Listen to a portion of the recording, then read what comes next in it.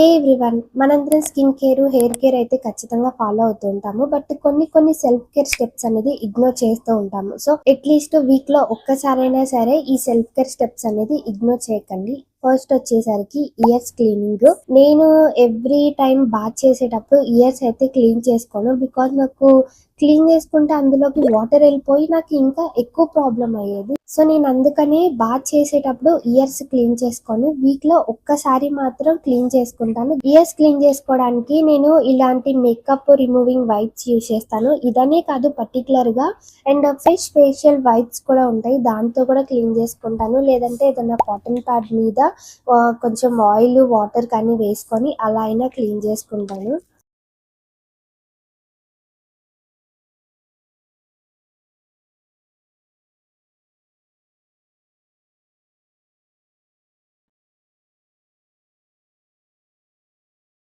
నేనైతే every week year అనేది ఇట్లా క్లీన్ చేసుకుంటాను. సో మీరు కూడా అంతేనా? మీరు ఎలా క్లీన్ చేసుకుంటారు? ఎవ్రీడే బాత్ చేసేస్తారా? సో నాకైతే కామెంట్ చేయండి. నేను ఇలా అయితే చేస్తాను. ఇది కరెక్ట్ వేనా రాంగ్ వేనా కూడా నాకు చెప్పండి. నెక్స్ట్ వచ్చేసరికి నెయిల్స్ కట్ చేసుకోవడం, at the same time nail polish కూడా రిమూవ్ చేయకపోవడము. నార్మల్ గా అంతకుముందు నా నెయిల్స్ ఇలా ఇలా పెంచుకునేదాన్ని. నేను ఒకసారి అయితే ఇట్లా మొహం క్లీన్ చేసుకుంటూ ఇలా పొడుచుకున్నాను అనమాట. సో ఈ ఏలు ఇట్లా లోపలికి ముక్కులో గిరిగిపోయింది. సో ఆ దెబ్బతో నేను నెయిల్స్ అసలు పెంచుకోవడమే ఆపేసాను. సో అట్లీస్ట్ నేను వీక్ లో ఒక్కసారైనా సరే నా నెయిల్స్ అనేది నేను కట్ చేసుకుంటాను. ఎవ్రీ వీక్ నెయిల్స్ అనేది కట్ చేసుకోండి. సో అది మనకి హెల్త్ కి కూడా కొంచెం మంచిది అన్నమాట. నేను ఇయర్ లోపల అది ఉంటది కదా, సో దాన్ని కూడా నేను ఎవ్రీ వీక్ అయితే ఏమీ క్లీన్ చేసుకోను. దానంతట అదే చెవిలో నుంచి ఆ గుబిలి అదంతా బయటకు వచ్చేస్తా ఉంటది కదా ఒక్కోసారి. సో అప్పుడు క్లీన్ చేసేసుకుంటాను నేను. దానికోసం అయితే నేను ఈ ఇయర్ క్లీనింగ్ కిట్ అనేది యూజ్ చేస్తాను. సో మీ దగ్గర ఈ కిట్ లేకపోతే కనుక పర్చేస్ చేయండి. ఇది బిలో 100 రూపీస్ ఉంటుంది. మీరు వీక్ లో ఒక్కసారైనా సరే నేను ఇయర్స్ ఖచ్చితంగా క్లీన్ చేసుకుంటాను అనుకునే వాళ్ళైతే డెఫినెట్లీ ఈ కిట్ అయితే మీ దగ్గర పెట్టుకోండి, చాలా బాగా యూజ్ అవుతుంది. నెక్స్ట్ వచ్చేసరికి లెగ్స్. చాలా మంది లెగ్స్ అయితే అసలు క్లీన్ చేసుకోరు. సో నా ఒపీనియన్ ప్రకారం అట్లీస్ట్ వీక్ లో ఒక్కసారైనా క్లీన్ చేసుకోవాలి. దానికోసం మీరు పెద్ద పెద్ద ప్రొడక్ట్స్ ఏమి యూజ్ చేయాల్సిన అవసరం లేదు. ఇది ఒక్కటి యూజ్ చేస్తే సరిపోతుంది. ఇక్కడ స్క్రబ్ ఉంటుంది, ఇది బ్రష్ అండ్ ఇటు సైడ్. నేనైతే ఇటు సైడ్ ఉన్నది అసలు వాడను. సో అందుకని ఇది పాడైపోయింది. ఈ రెండు మాత్రమే నేను యూజ్ చేస్తాను. ఏదైతే మీ కాళ్ళు పగిలిపోయి ఉన్నాయో అదంతా కూడా మంచిగా క్లీన్ అవుతుంది. సో అట్లీస్ట్ వీక్ లో ఒక్కసారైనా సరే ఈ ప్రొడక్ట్ తో మీ లెగ్స్ అనేది క్లీన్ చేసుకోండి. నెక్స్ట్ వచ్చేసరికి face mask, face scrub. Particular గా యూజ్ చేయాల్సిన అవసరం లేదు అని అనుకుంటారు కానీ బట్ వీక్ లో అట్లీస్ట్ ఒక్కసారైనా సరే ఫేస్ ప్యాక్ కానీ ఫేస్ స్క్రబ్ కానీ ఖచ్చితంగా యూజ్ చేయండి. దానికోసం మీరు బయటకు వెళ్ళిపోయి వేరే ప్రొడక్ట్స్ కొనాల్సిన అవసరం లేదు. ఇంట్లోనే చాలా ఇంగ్రీడియంట్స్ ఉంటాయి.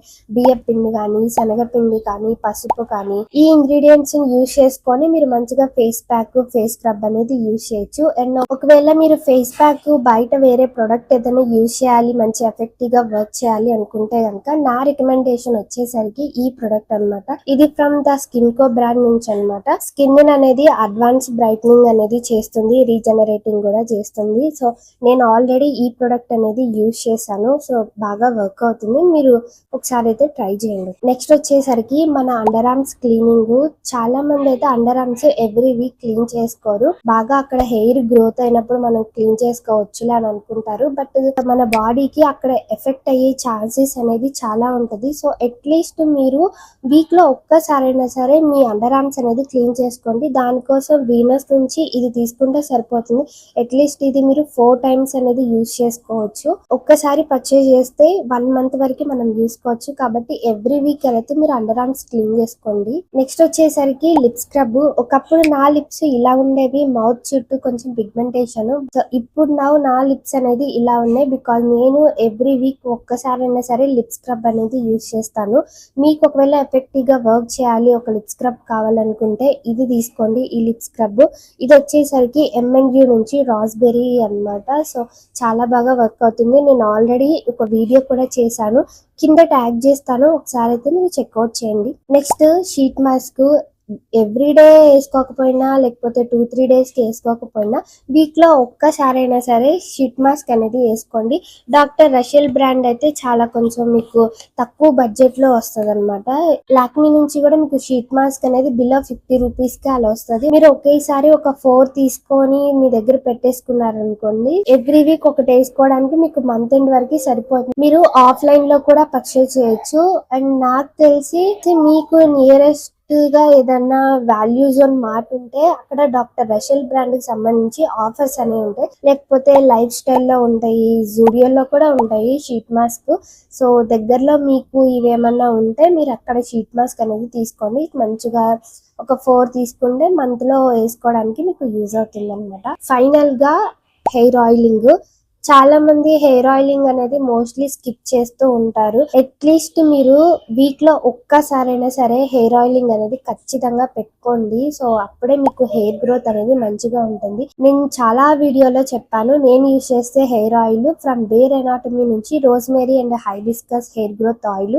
This is the hair oil. So మీరు హ్యాండ్ లో వేసేసుకొని అప్లై చేసుకోవాల్సిన అవసరం కూడా ఏం లేదు. దీనికే ఇట్లా ట్విస్ట్ చేస్తే ఇలా వచ్చేస్తుంది.